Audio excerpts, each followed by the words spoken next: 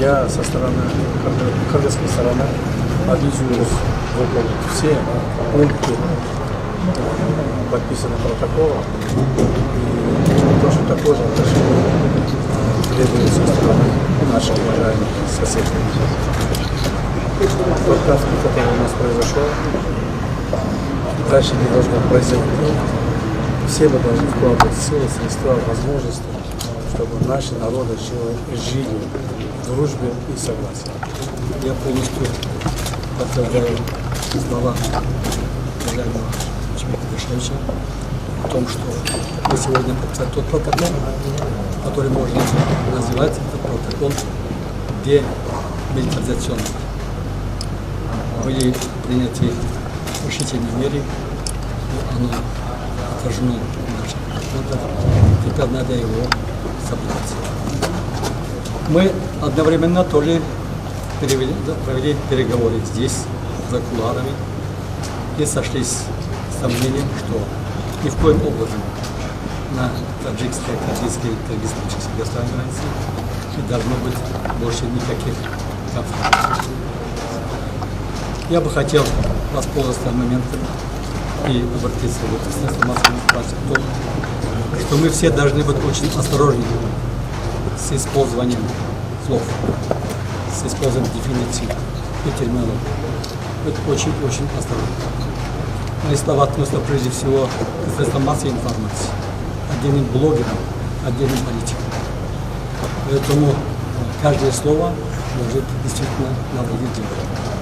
Я бы хотел ради подробностей привести слова Аристотеля, который потом в течение 2500 лет разные ученые прокомментировали.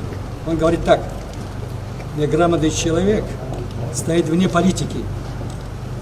Сначала ему необходимо обучать азбуке.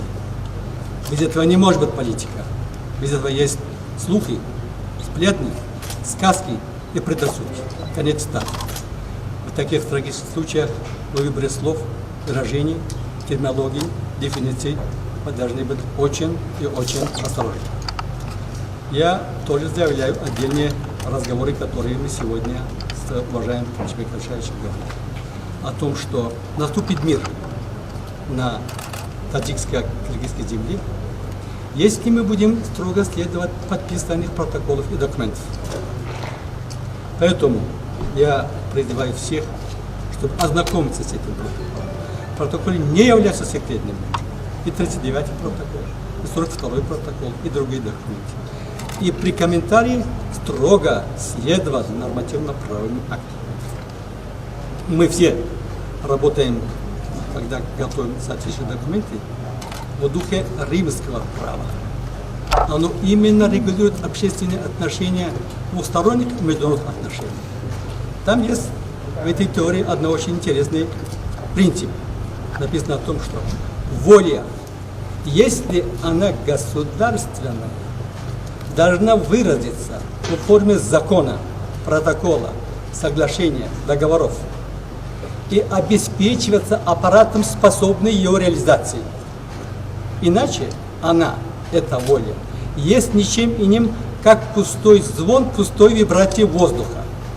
Мы убеждены в том, что реализация этих протоколов, организация наших отношений исключительно на правовых основах приводит к миру, согласию, добрососедству между нашими братскими народами.